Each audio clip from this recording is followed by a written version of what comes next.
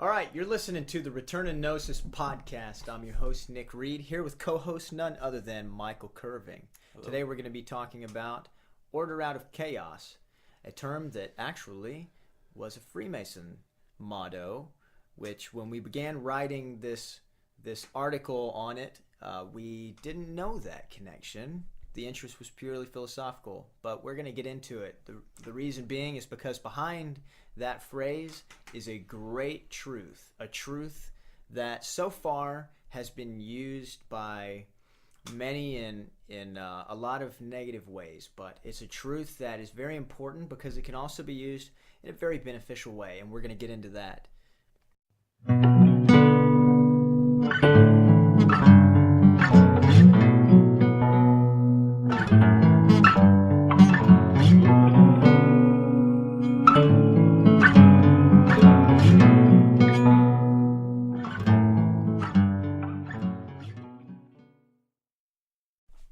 Michael, where did you come up with this idea for this article?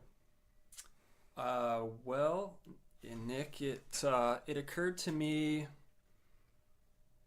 one day in the past couple of weeks. I think I had just gotten back from a workout, was standing in front of my house, and I looked up at the sky, and I had a moment where, I don't know, it was something about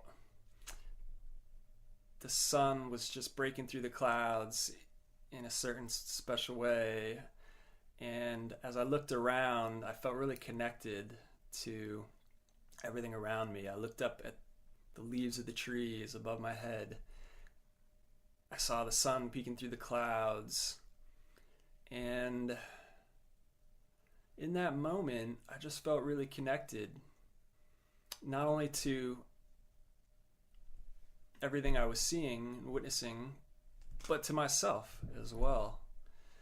And it's in those moments sometimes that I realize it's when I really understand and have a deep knowledge that everything's all right. There isn't anything that I'm lacking or missing. And even those things and the times in my life where I feel under pressure, feel stressed, like the world is closing in around me, or things aren't going my way, or I almost see myself as a victim in some sense of the external circumstances that are happening to me. I feel like it's all happening to me, like I'm putting myself at the center of this thing.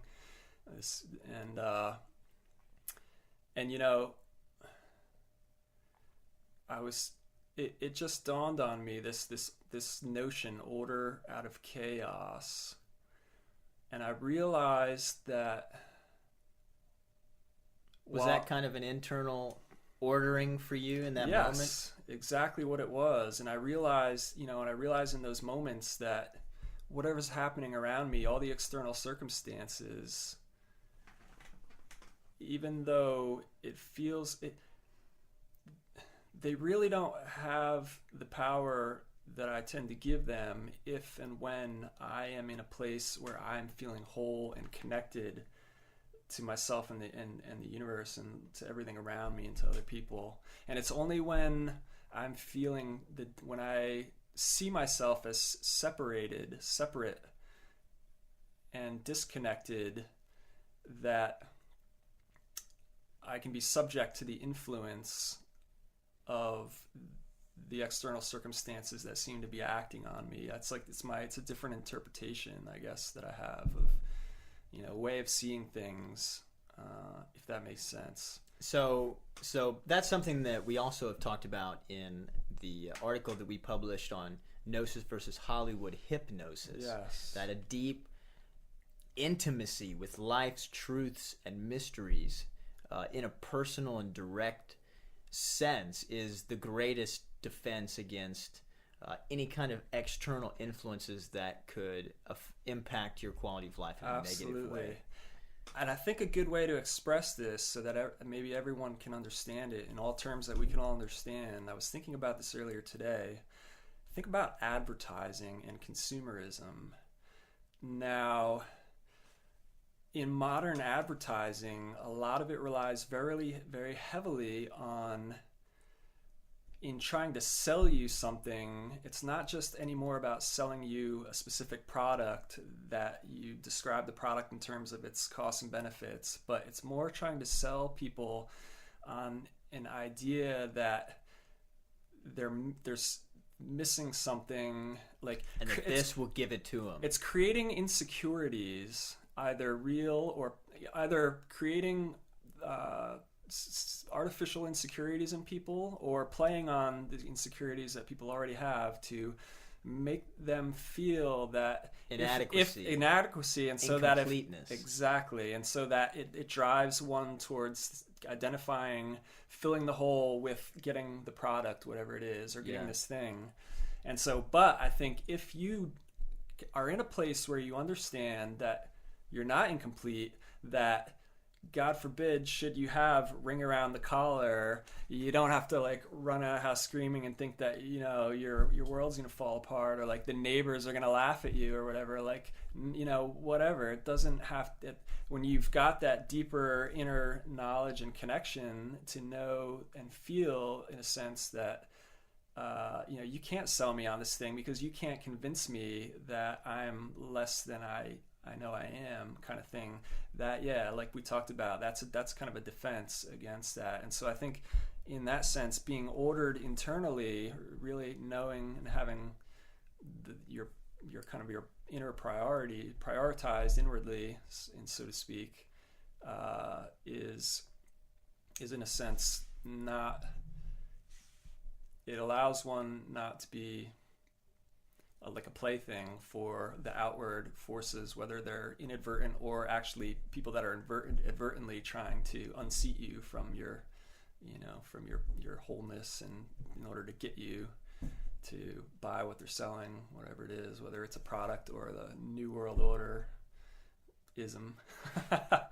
Which is another article that we just published on this, talking about the problem of interpreting the consolidation and centralization of power more and more into the hands of a few elitists. We talked about that being more of an internal phenomenon than it is an external political economic phenomenon. Mm-hmm. So that's also very relevant to this piece that we're going to publish here tonight.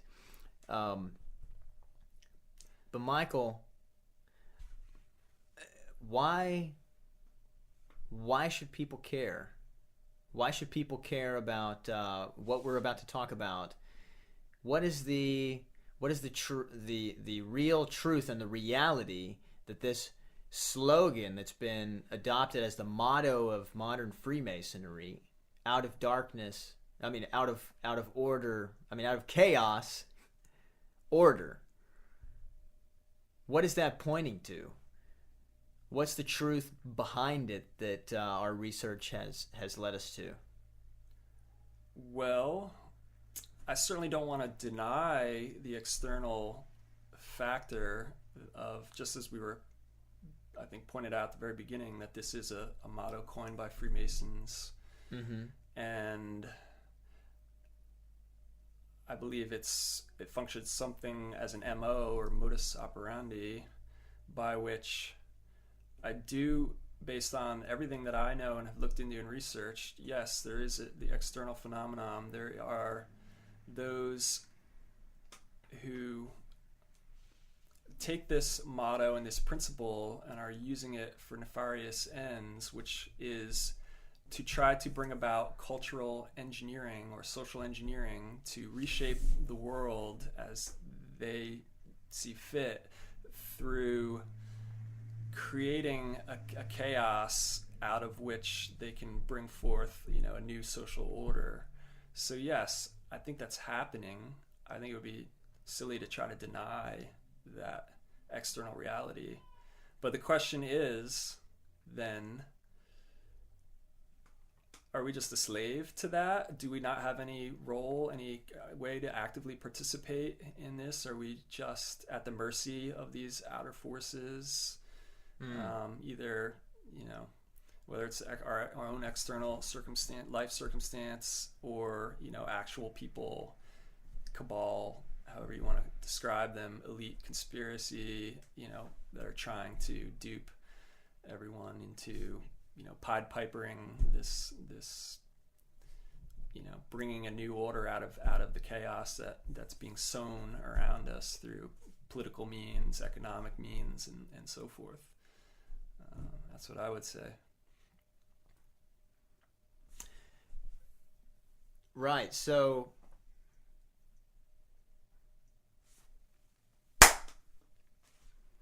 by the way, we don't have that leather pad on here, so everything we're doing is vibrating into the microphone. Okay.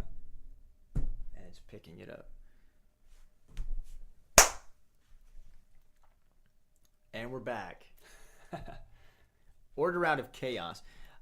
So let me bring up something that I found when I looked into order out of chaos. Yes. It's an interesting phrase, and it's interesting also that it's the motto of Freemasonry, which is a secret society, or a fraternity as they call it, which just happens to be a group that all of our political leaders, past and present, have been devout members and adherents to. Order out of chaos came about in the 1800s, early 1800s, and it was in the Scottish Rite that it was first introduced as their motto, and it's actually out of chaos, order. And this was preceded by a much earlier term. It's a extrapolation from a much earlier term, out of darkness, light. And out of darkness, light, which was lux e tenebris, or lux et tenebris. That is from like the 1300s. That goes way, way, way, way back. And it's not, it actually also did not originate with Freemasonry. Freemasonry is relatively young in the old mystery rites. There have been mystery traditions that go back to the Gnostics, that go back beyond into the pagans, where you have indigenous cultures doing initiations and rites of passages as you enter adulthood and so on, which had some kind of initiatory experience that was focused on the same, bringing about the same kind of transformation or realization within oneself. But the difference was it was within. So what I'm talking about is, for example, today we have our political and economic leaders, those who are on the world stage, part of this group who has this motto, out of chaos, order. And their behavior is showing that if there's any kind of embracing of this motto, that it's completely external. We have false flag operations happening around the world, Michael, which not just 9/11, which is basically you do something and then fly the flag of another country, blame it on them, and everybody gets mad. Now you have an excuse to go invade or to suspend civil liberties and so on and so forth. 9/11 happened. We went right into, what was it, Afghanistan? Yeah, first. First, yeah. Looking for weapons of mass destruction. Bin Laden in Afghanistan, then weapons right. in Iraq, I think. Ridiculous. Hitler did it with the Reichstag building, the Reichstag fire. So he needed a reason to invade Poland. He needed to go through Poland during, World War II? And the Germans didn't have any problems with Polish people. He needed a problem. So he took a mentally disabled person, dressed him up in Polish military uniform, shot him in front of the Reichstag, burned the Reichstag building, took pictures of it, and propagated them around the whole country, handed out pictures of this to everyone in the country. And then there was plenty of support for him to invade Poland. That is an example of creating a chaos that's going to create a reaction, a demand for the kind of order or solution that you wanted all along. Right. So Hegel famous philosopher who came up with something that's now called the Hegelian dialectic, talked about the mechanisms of manipulation that's involved in this order out of chaos. And there's three things involved. One is you create a problem, and a specific kind of problem. It is a problem that's going to create a certain kind of reaction. Mm-hmm. A certain kind of reaction that's going to create a demand for the kind of solution that you wish to propose from the start. Right. So it's as if they're actually working from the end. They've already start with the thing that they have in mind to do, and then they work backwards to what's the best problem we can create that'll lead everyone there. It'd be like if you and I are trying to start a business and we go ahead and start with the product that we want to sell, not what does the market need? Mm-hmm. What are the real and tangible needs of the community in the world? And then let's come up with a solution for it. We want to sell this product, and we're going to go and manufacture a need for it. Yes. That would be an example of this. And there's examples all the way from Edward Bernays, the father of modern public relations, which used to be called propaganda, all the way back throughout history to the Reichstag and beyond. But where I'm going with this is behind out of order chaos, out of darkness light, is a fundamental truth about reality, regardless of how they're using it to manipulate for further gain. And that is the principle of balance in nature. Nature has a balance of things, and if you mess up that balance, it's going to tend to correct itself. And this is just a fundamental fact of existence. If you create a compression, you have compressed air, right? Mm-hmm. The pressure is going to be pushing toward an equilibrium. And as soon as you pop that balloon or open that door, the air is going to rush out and the two rooms equal themselves. Right. This is the way it is. If you fuck up the environment, then you're going to have an equal and opposite reaction. You know, nature is going to react. Like if you eat too much sugar, the bacteria and the yeasts in your gut that digest that sugar are going to respond, and you're going to have an overgrowth of the kind of bacteria that you need to eat sugars and carbs. I think another common example I've heard is there's the predator-prey dynamic or relationship. You say, for example, like foxes and rabbits. I don't know, but that's a specific example. Let's say if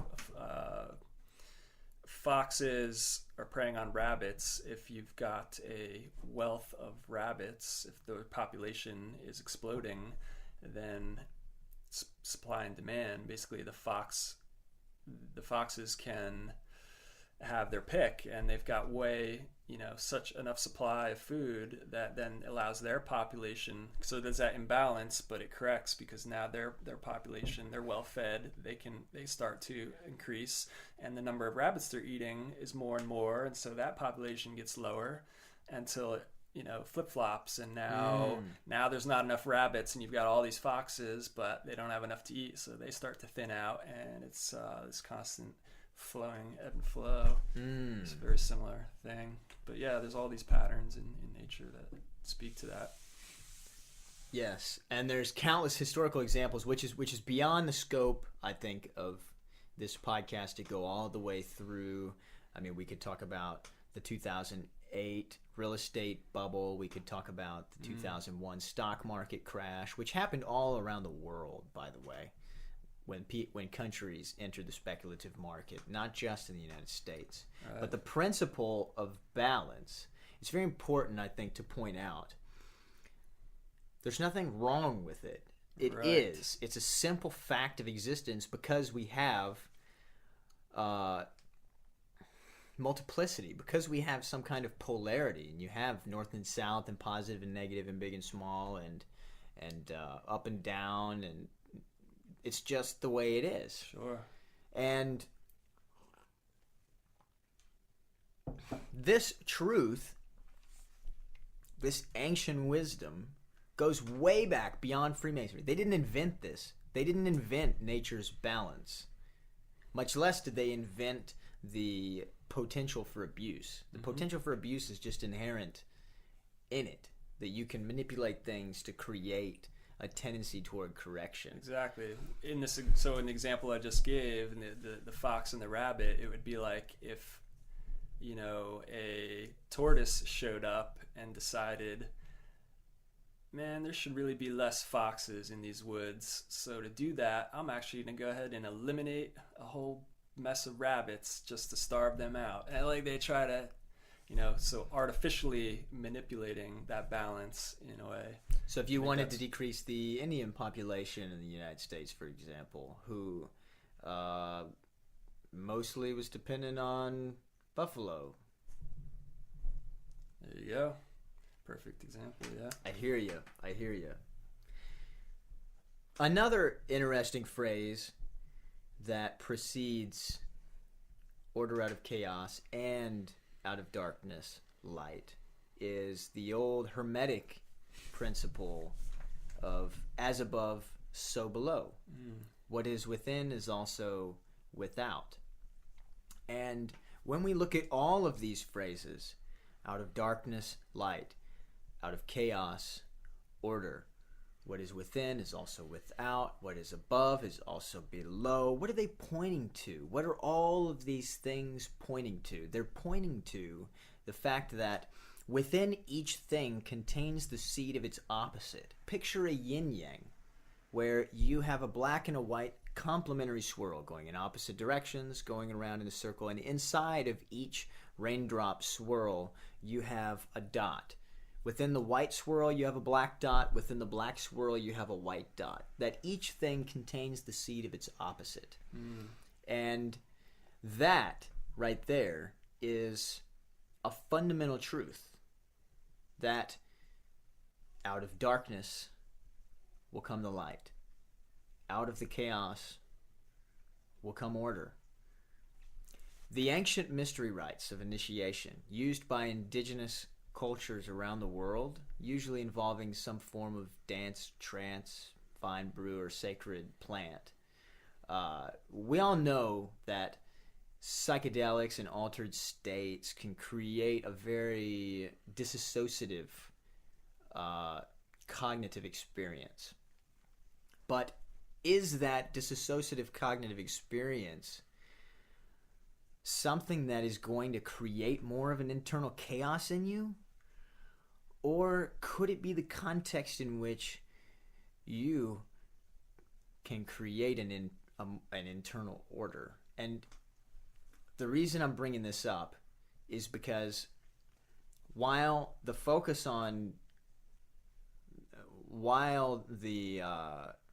practical use of this principle of nature's balance and the balance of order and chaos and light and darkness and so on has been used for external ordering, such as the consolidation and centralization of power by those who wish to gain and keep it, it also can and has been used to create an internal ordering.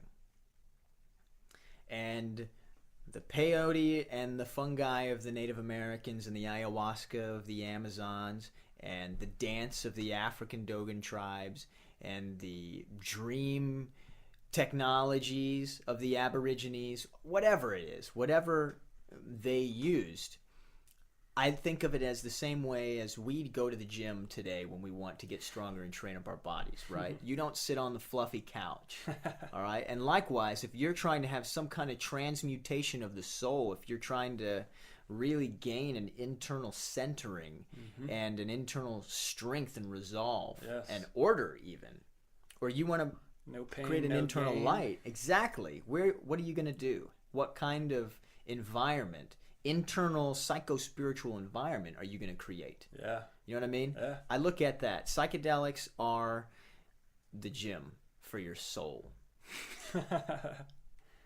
But it's not just psychedelics. I mean, psychedelics are also a tool that can be used and have been used. I mean, MK Ultra, they used LSD to try and find different forms of brainwashing, and there's a lot of people who do a lot of research on the negative ways that psychedelics have been used. Even the word psychedelic itself possibly was the manipulation of our context through the name that we give to it instead of sacred plant. But anyway, you're going to say something. I very much like the idea that you express about it being the context. So if we wake up to the fact that there is this disorder, then that just becomes is the context out of which we then have a choice to play a role in, to it's creates a call to action almost. Actually, I could relate this. This is interesting. I had a dream the other night. It was a bad dream. I woke up from it. It was one of those dreams you have just before you wake up. It was in the morning. This is what my dream was about. I had a dream that I was staying in a hotel somewhere, like away on vacation or at a conference, and there was a Terminator in the hotel, like a legit, like right out of the movie Arnold Schwarzenegger Terminator, and hunter killer that was there targeting someone for termination. And it was just the general atmosphere. We all knew, like everyone in that hotel, in my dream world, I had this knowing. I could tell. It was like, a sense that like I knew this, but not only did I know what was going on, but I knew that other people knew it, but nobody was talking about it. And everybody was just trying to pretend like it wasn't happening. We were all just trying to, like I could just try to kick my feet up and pretend that I'm relaxed, like looking at the palm trees and the oceans, but knowing like you can't really relax. You can put on that mask, but deep down, like somewhere in the back of your brain, you're not going to shove that thought away. There's a goddamn Terminator. He's here. It's happening. We can't just go back, But everyone's just trying to pretend like it's not going on. And eventually there was kind of a panic, and people tried to get out of the hotel and, not knowing where this Terminator was. But I woke up from this dream, and I actually was a bit shaken by it. I had a real visceral, like, anxiety, kind of sense of terror, like, and what I realized was, as I was processing this and realizing that it left some kind of a residue, like even like a physical bodily, just, kind of a disconcerted feeling, which I didn't want to then carry with me the rest of the day. So I started trying to mentally process this dream and think about it. And what I realized, I ended up going back into the dream while I was awake and replaying it, and actually then taking an active role and participating in the dream to change the outcome, so that we ended up shutting down this Terminator, pulling the plug on it, and then just taking it apart. And but anyway, what I realized was very similar to what the ideas were just expressed about, like waking up to that. Like in the dream, I didn't want to wake up to that reality. I wanted to pretend it wasn't happening, and everyone else around me, we were all trying to equally pretend that it wasn't happening, to avoid it, to just to not to have to acknowledge it. But really all it was it was just the context that we were in. And then it wasn't, when I went back into it in my waking state and visualized it, I realized, we need to acknowledge what's going on. I need to turn to somebody next to me and go, hey, you know what's going on? And he looked back at me like, shit, yeah, like we got on the same page, and we're like, okay, let's acknowledge reality here, so then we can then actually figure out what the hell to do, and not try to ignore it, not be ignorant of what the hell is going on, but actually then, figure out, okay, here's what's happening, what can we do, how are we, going to navigate this, and actually confront it and not run away, try to pretend it isn't happening. So that's interesting. I think it maybe speaks to how, so in that dream, I woke up, even though it wasn't a lucid dream, I didn't wake up in the dream, but when I came out of it, something in me awakened to the fact that I was in this was a dream of disorder, of being, in disorder in a sense, and out of that build, bringing an awareness into that then out of which called me to want to go back into it and create the situation that actually was putting things in their proper priority, not like I'm gonna kick back and pretend this isn't happening and rearrange the deck chairs on my little personal Titanic here, but really like, what's the priority right now? Priority number one, Right. There's a Terminator. Right. And even on another level, I think, what if that internal situation, that internal context, the feeling that you were left with of, what was it? Despair, anxiety, fear of this big machine Terminator in your dream, creates a feeling inside of you that is going to resonate. Think of it like locks in a canal, and you drop the lock, the water's going to go down. You know what I mean? And it's like, it's been here. It's in your unconscious. It's in your subconscious over here. And then boom, you have a dream, and it's like the lock has been removed, and now the water's going to level out. You know what I mean? So it's affecting your consciousness from your unconscious at the same time. And what did you do? You responded. You went back into your dream, and you unplugged that son of a bitch, whatever. But yeah, it calls you to be, and I think that that's important too. People a lot of times shy away from the reality of today. They don't understand the balancing principle exists within all of us too. They don't want to look at some of the terrible things that are going on today, such as police brutality, such as the further consolidation and centralization of power, such as the manipulation of the markets through the Federal Reserve and interest rates, such as some of the social problems that we have going on and how we're so divided at every single level, such as some of our addictions and consumerism, not just addiction to sugar and caffeine and nicotine and alcohol and everything else, but our dependency on government programs for food, water, shelter, some of our basic necessities to even survive. We're now dependent, like a third of the country, on federal welfare programs. So it's definitely not conducive to our autonomy. Situations like the loss of diversity of species and specification is ending through monocropping and destroying rainforests and clear cutting and over hunting. Some of these problems people don't want to look at because they look out the window and they see doom and gloom. But they don't understand, if you look at them, if you look at the reality of the situation, whether it's good or whether it's bad or whether you like it, whether it's pleasant inside of you or not, that balancing principle exists within you for a reason. And that force inside of you is powerful. It's not just like you and your active will and you're going to get into some activism, but it is the strength and resolve that we need to take an active role in society and our world and our environment today to tackle some of these problems, unless we're going to keep sending our prayers up the voting poll hoping that now Trump is going to take care of it. You know what I mean? Obviously, one person, regardless of who it is incapable of solving all the problems of 318 million people across a continent they've never met and don't know anything about. It's just science. I keep saying this over and over because I want it to hit home. People don't understand that it's our own disempowerment that keeps the same structure in place, where we keep subjugating away our rights and responsibilities, as well as our own power and sense of responsibility, to political figures that obviously can't do it. They like the power, they'll enjoy it, they'll take it if you give it to them, but they can't solve your problems. They can just promise you, and then hey, they've got 4 or 8 years of power and fame. The problem is the balancing principle. People need to understand that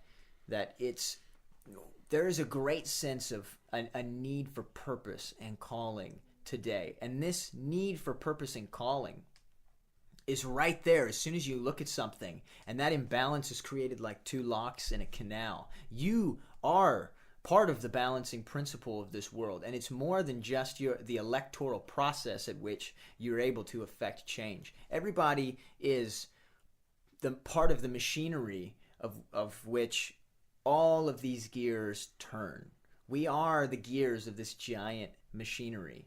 And if everybody would change their world, the whole world would change. It's just that simple. The Hopi elders had a saying, "We are the ones we have been waiting for." I love it. I love it. That's powerful shit. Yes. But to feel it in your emotions, when you watch a video of police brutality, when you watch a video of the endless, pointless wars that are funded on both sides by bankers and the blood that's being shed, when you look at the discrimination that's happening as a result of our identification with our religions and our false national identities, it wells up inside of you a power to change it, a wave, a tidal wave that if you only had the tools, you could ride in a productive direction and not be overcome and taken like a thief in the night like most people are by tidal waves. The power is there. The power for change. The difference is we need to understand that it is within us. It's not just without of us in our electoral process or our political and economic machines. That the principle exists inside of us as well. And that it's an opportunity to do something. See, this is how I'm showing it's an opportunity to do something good. This balancing principle. But it has to come from within you. You know what I mean? Absolutely. I mean, why does watching those videos or witnessing some horrific event affect you like that? Why? Why not at all? Like, why does it affect you? Because something else that is happening outside of you, but it's also inside of you. And when you deny the internal reality, the psycho-spiritual elements of what's going on out there, then nothing happens, and it just continues and continues. But if every single time somebody saw something happen, they intervened, they stopped, they said enough, what would happen to the world outside of us, where people know the second I do something, no matter who it is, I don't care if it's a little old grandma or it's a child, they're going to try and stop me and not going to let me do it.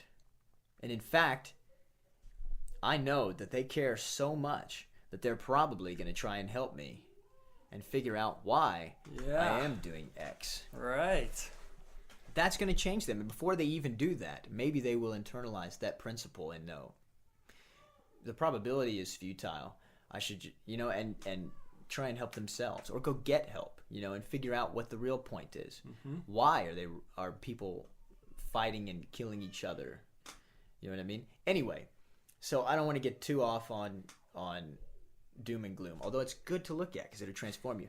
But the order and the chaos motto of Freemasonry, to recap, pointing to the principle of balance within nature and nothing bad or good in itself, but only being used today, at least by our political leaders, seemingly, in an abusive way. It's being abused. It's being used to manipulate people through creating problems that are going to warrant the kind of reaction and thus solution that they really wanted all along, which is gaining and keeping power. But I want to bring something up, and that is that them doing this is creating an imbalance as well. And when you are manipulating your nature, right, to create an imbalance that's going to level out in the direction that it favors you, you're also creating an imbalance. Everything has an equal and opposite reaction, and not just the problem that you create, but the problem within you that's leading to you creating that problem to create that solution. Right? And so, because of the very principle behind this, they will never be able to fully escape the fate that's coming. And the fate is that when you try and create a chaos outside of you that's going to warrant an order in your favor, when you try and create a darkness, a dark age, an archaic revival or whatever, that is going to make people turn to you as a light, you are creating a context that is in itself an imbalance driven in a certain situation. And the problem is the more the eye sits in the dark, the more attuned it becomes and sensitive to the light. And the more that people are thrust into chaos, the more internally ordered they become. You're saying I want to make stuff difficult for people, and you're putting them in the gym. All right. Right, so you're trying to thwart people by putting them in the gym. But what's going to happen? Well, it's almost as if the hunter's falling into the trap themselves that they've set for others. Yeah. They're falling into their own snare, essentially, not realizing they've almost set the snare for themselves as much as they set it for anyone. And the context that they're creating, where the masses are in the darkness and the masses are in a chaos, is a context that is, one, not intrinsically rewarding, and two, not very becoming of us. We are on a human journey, and we are on a collective journey as well. Just like an infant is born, and then they learn to crawl, and they learn to walk, and they learn to talk and take care of themselves, and they move away from dependency, right? If they were suddenly roped back in by some kind of overbearing, domineering parent, right? Mm-hmm. Into who was possessive and couldn't let go of their child and couldn't let them go fly and spread their wings, right? They would only grow the strongest inclination and values for freedom and autonomy. It would grow within them so strongly because that in ways that they wouldn't even have recognized had they not been thrust into this state of dependency and control again. And likewise, the state of dependency that we have on our socio-political and external systems today and the machinery is going to create the very context that we're going to need for the light to come on about the value of human autonomy and freedom.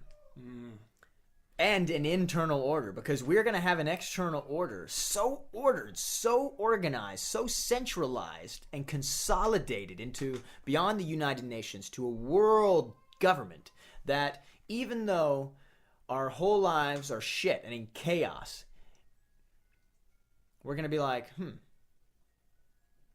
yeah, you know what? I think that external order is just not cutting it. It's just not doing it for us. What's missing? And that is going to point it's going to be a reference point. In fact, that darkness is going to be a light for the internal order that is needed in order to balance out the canal of the very truth that these mottos were meant to point to. Out of darkness, light, my friends. There you have it. There you have it. There you have it. You know, one of the things that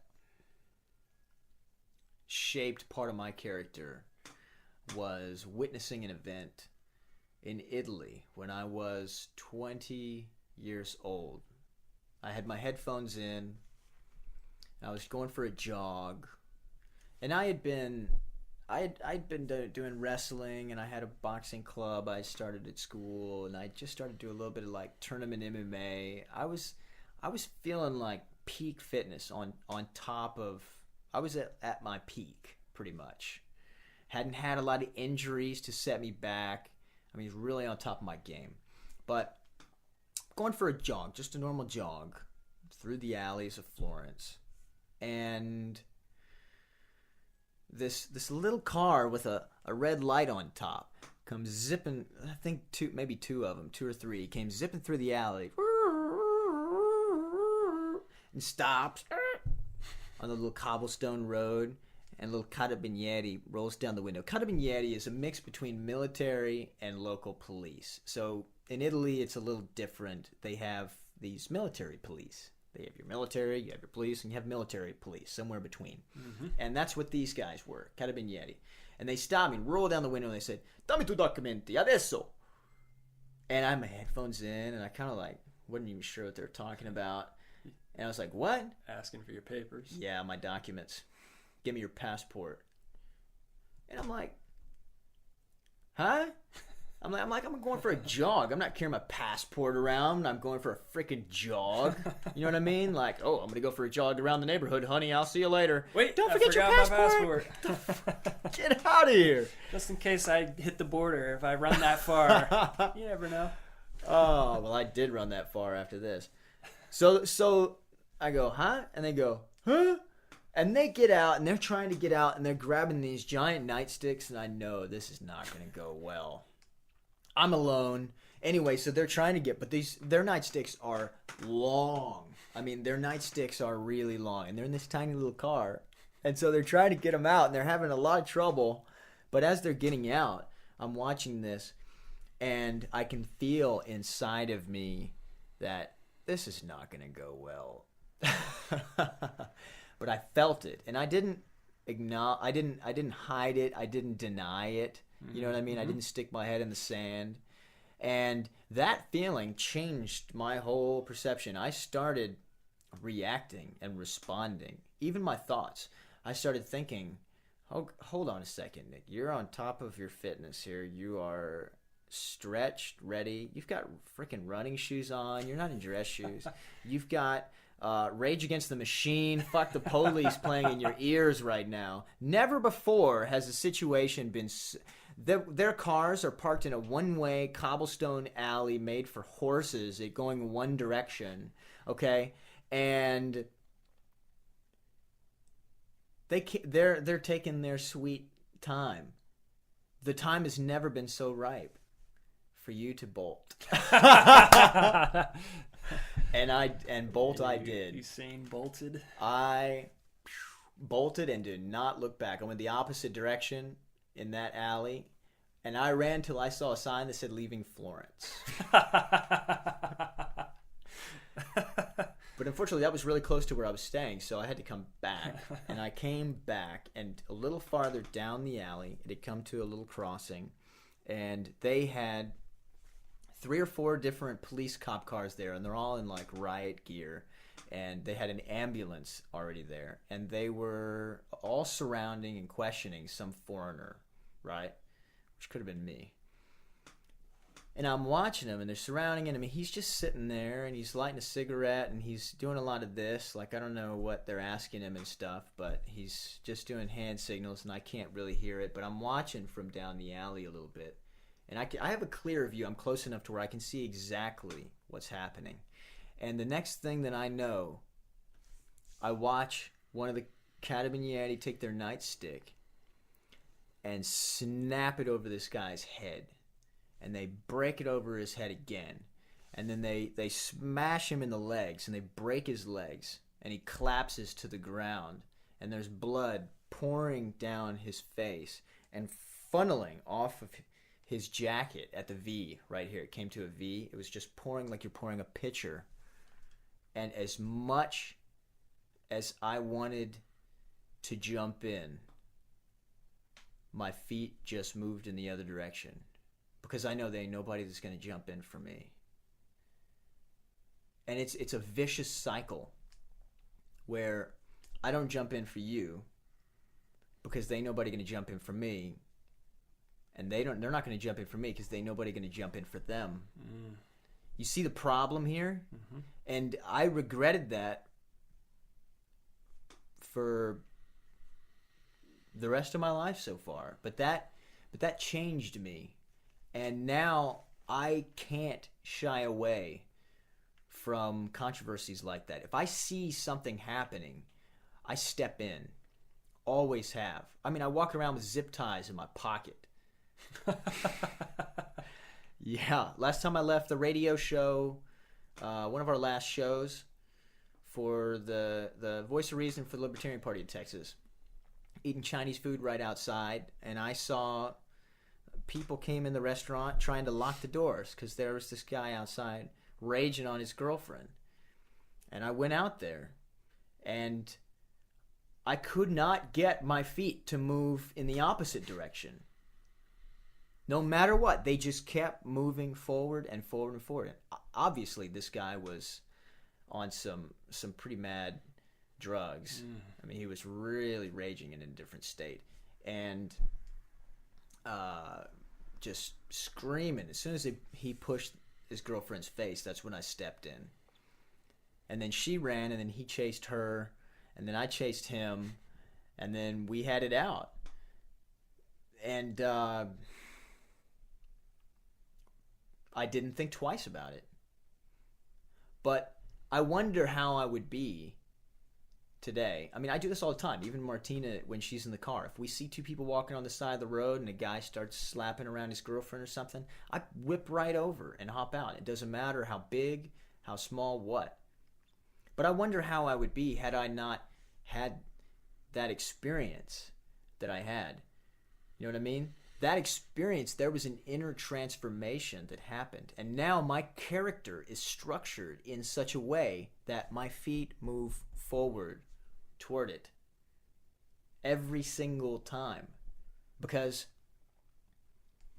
I see now the situation. I see that it's this vicious cycle of nobody helping anybody that is contributing to the reason that nobody helps anybody. Yeah. It's the same economically. I was in Stockholm Airport, coming back from Sweden, middle of the night, and I see this guy kind of stressing over there, and he falls out of his chair. I'm like, oh shit, and I go to help him up, and he's crying. And I'm like, damn, what's going on, man? And he tells me his story in Spanish.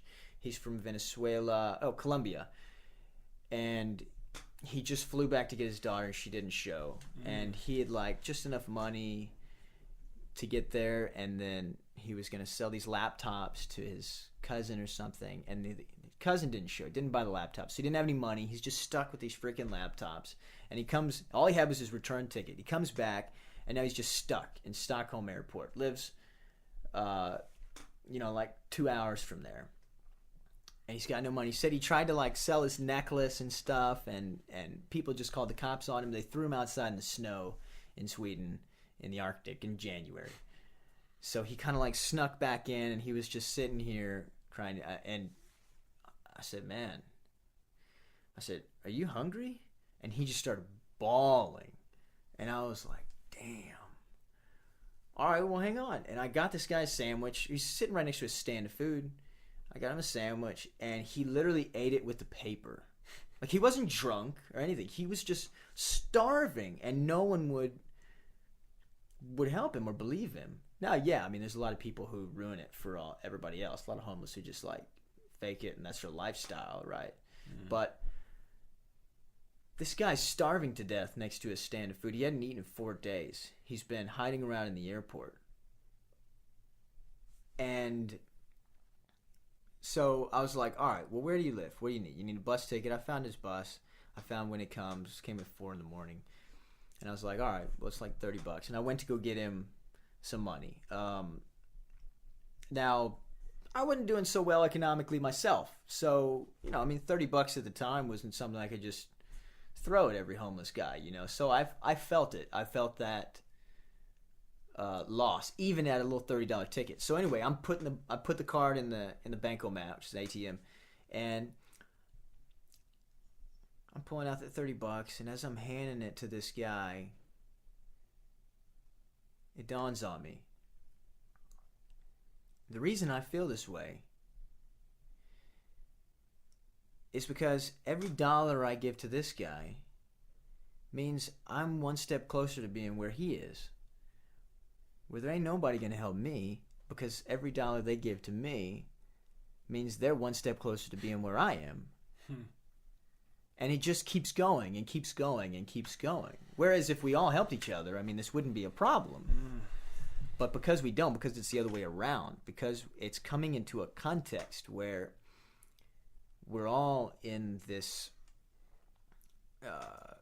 artificial state of scarcity. I was just gonna say those two words. Yeah, it's artificial, and Yeah. it's a state of scarcity. Well, it's real in the sense that it's real now. Right. Just like if I believed that you were a fish, and I really believed it, it's true in the sense that I really believe you're a fish. It doesn't mean that you're really a fish. So it's like that guy that we tried to have come on as a guest believes that me and our little podcast here have some kind of like CIA agenda. Is it true? Yeah, it's true in the sense that he really believes that. Is it true that we're part of the CIA? No, it's not. So anyway, it's real. Even though it's artificial in the sense that the only reason that this kind of scarcity exists is because of the sheer fact that it exists. Because it doesn't have to be that way. No. You know what I mean? Yeah. Like, so in the reality of its potentiality, okay, in the potential of it, it's possible it could be totally different. It's just not.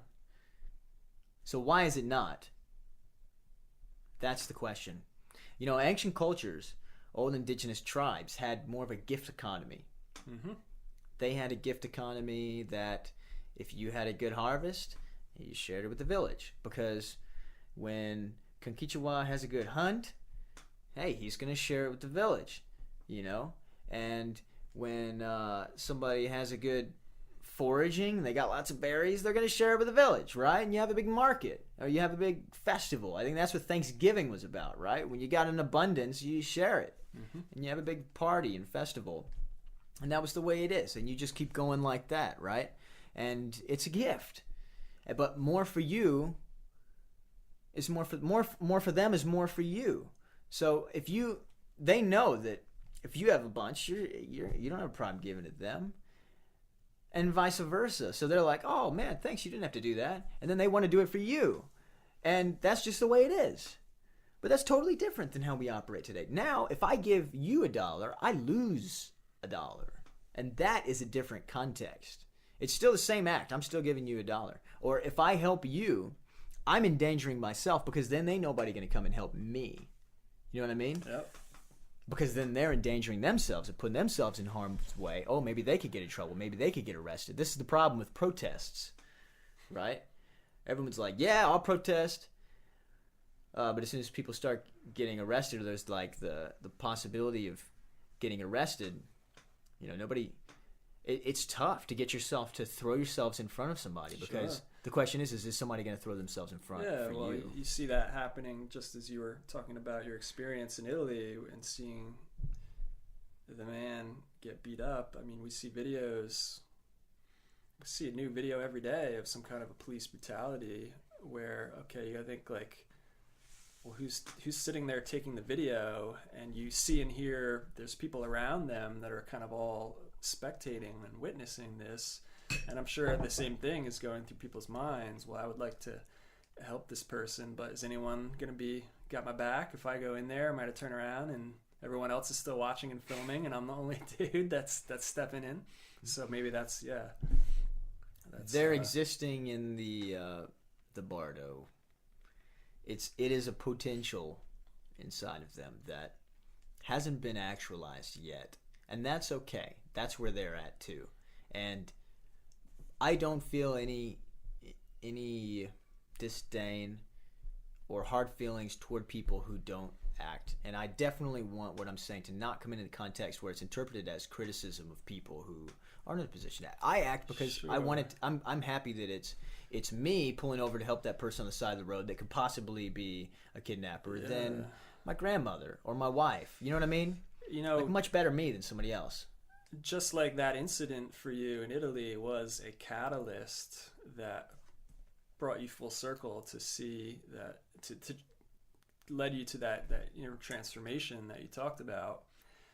I mean, I don't wish this on anyone, but God forbid it may take an instance where somebody's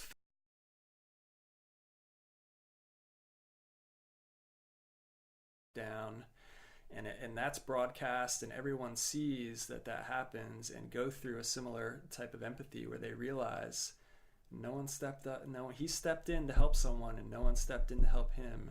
And suddenly, I don't know if something like that would, like I said, I wouldn't wish that on anyone, but something like that could easily be a catalyst to also then wake people up to the reality that, hold on a second, like, we've got to stand up for each other. We've got to have each other's backs. Yeah, in the negative sense.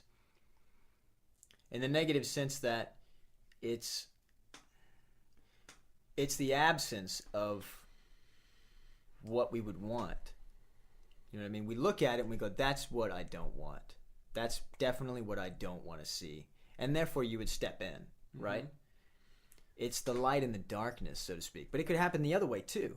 So it could be that you see somebody step in, right, who's videotaping. They don't just sit there like a Voyager. Mm-hmm. They step in. And then somebody steps in for them, right? Sure. And then they get in shit and somebody steps in for them, right? And then that, in the positive sense, you see it and you go, yeah, I do want that. That is what I want to see. Yeah. Boom, and then you get inspired.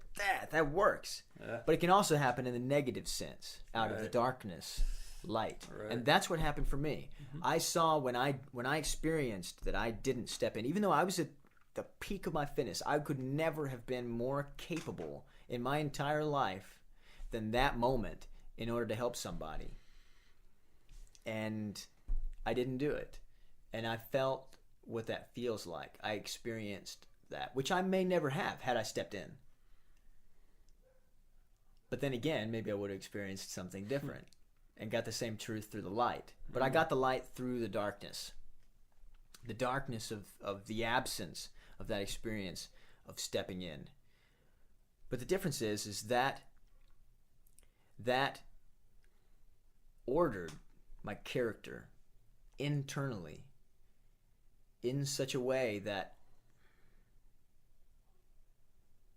I know that the way that things are today, where nobody helps anybody, nobody steps in, I know what that feels like, and it feels negative. You feel alone, isolated, and much more powerless. But knowing that darkness is what is tuned my eyes to the light. And knowing that chaos is what has ordered me internally. Right. Without where we are today, with the complete powerlessness that we have, where nobody helps anybody, unless, of course, you're part of the controlled system, is in fact the very chaos that's made a big part of who I am. It's very important. And I would add to that, having discovered that truth, that personal truth, if then you were to try to hide from it or run from it, you would then be creating that lock situation. You see what I'm saying? Where if you were to try to then negate that truth by shutting out, ignoring it, being in a future context where I'm going to ignore that, what's happening, you can't really ignore it. You can try to, but that's just going to create that imbalance, that inner imbalance that you talk about. I think that's what I would say. It built up inside of me like my potential, right? It built up like a potency, and then boom, as soon as the seed is exposed to light, right, it just sprouted, pushed itself through the asphalt. Yeah. But a lot of people, including myself, know what it's like to exist in just potential, right? So like, you could do things and there may be consequences, but it's not worth it to you to do it. because it could lead to your demise. It could lead to, I mean, the ultimate fear of everybody, I think, is they could die. Even public speaking, I could go up there and say something, and I really have something that could be helpful, but you feel it inside of you. People fear public speaking more than death itself, right? Like Yeah. the ultimate fear is death, but well, maybe public speaking trumps. It's an ego death, probably, that we fear. But that ego death is keeping us from becoming. It is our static being. Yeah. It's a potential that never really comes to actuality. We're much more than who we are right now. And the things that are going on today are part of who you are. They are in a very real and literal sense. Because here, the way that we experience everything is it's either light or it's dark. It's either big or it's small. It's black or it's white. You're either a man or you're a woman, right? You're either up or you're down. And everything is spread out in space and in time. But in a very real and literal sense, it's also not. There is no light without dark because you, the experiencer, don't have a reference point to experience it, right? And likewise, there is no sense of power together, and we can help each other if you also don't have a reference point for that. You see what I'm saying? Mm-hmm. So what we have today, where people have become disempowered, where people have given up their active role in their community and their personal relationship, giving it up for government programs of identification and legitimization, to, oh yeah, he's got government fingerprinting and background checks. Yeah, he's all right. It's not because you know the guy, right? So we've given up any personal and real sense of knowledge and power we have to an artificial one. Mm-hmm. But I want people to realize that this is a great opportunity that exists within its darkness, within its disempowerment. It has the potential for great realization about the value of personal knowledge, direct knowledge and personal relationship, where you do know people and you know that they'll jump in for you and step in. But in many more contexts than that, too. Not just that context. But coming back to order out of chaos. All of these are examples of ways that you can use the balancing principle in nature, right? The balancing principle in nature is simply the springboard, the starting point from which we start. It's the reality. This is a principle. Like gravity is just there, right? And this is your example, actually. Gravity is gravity, It's not good or bad. You can use it in good and bad ways. You could jump off a building if you wanted to, right? Yeah. You can use gravity however you want. You can also use it to keep your feet on the ground. Whatever. Same with balance. Balance is just balance. It's happening whether you like it or not. But to be able to take an active role in things, we need to realize that it's happening inside of us also, not just outside of us. We are not victims of where we are today. And the difference comes down to you and your interpretation of things and how you respond to the context that we're living in. Because you can respond one of two ways. You can say, hey, there's a balancing principle in nature. I'm going to start creating some problems that create some solutions that I wanted all along, right? Or you could look at the problem of that whole thing and allow it to create an equal and opposite reaction within yourself that will build like a wave that you can ride in a productive direction and get much farther and faster than you would have on your own. Let's say that you don't allow yourself to feel the inner psychospiritual counterpoint of what's happening outside of you and all the problems. You look at it, hey, there's some police brutality going on. Hey, there's some corruption in politics. Hey, there we've given up a bunch of rights for a false sense of protection, right? And you see it, and nothing happens inside of you. But you know intellectually, oh yeah, that's not right. I think I'm going to do something about it, right? And you drive yourself with self-determination as an act of will to respond and to correct it. You can get far that way, right? But there's another deeper sense in which you can know it, and another deeper sense in which you can act on these things. Okay? When I quit smoking, I must admit that it was not an act of will. When I quit smoking, it's because I got sick. I got extremely sick. Started off with just a sinus infection. I would smoke, and then I had a sinus infection. Oh, big deal.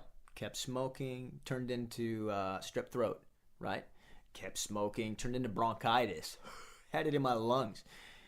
Kept smoking, turned into laryngitis. Now I couldn't speak. I couldn't even do my job at the time for about a month. And then eventually, you're like, the context changes.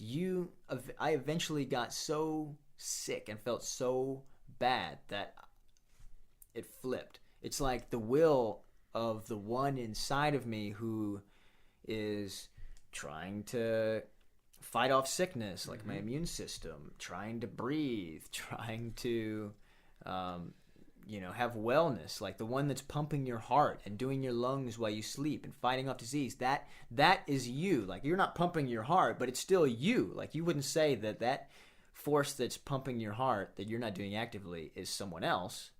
It's you. I mean, but you're not doing it. But that's a deeper you.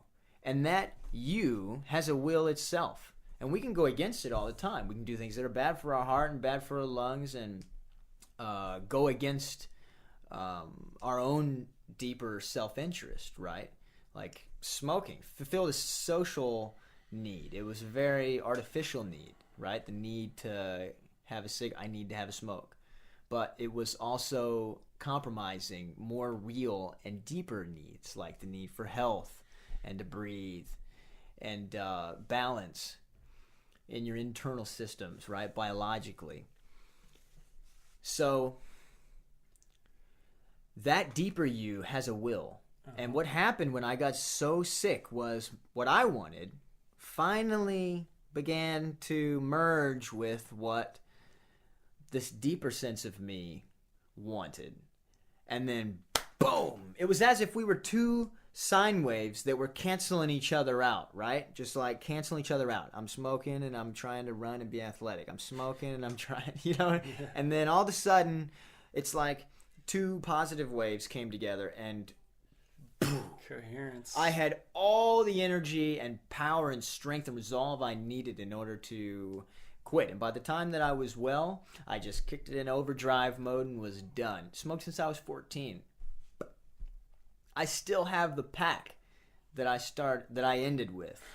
Half-smoked pack of cigarettes sitting in a shoebox somewhere in the closet.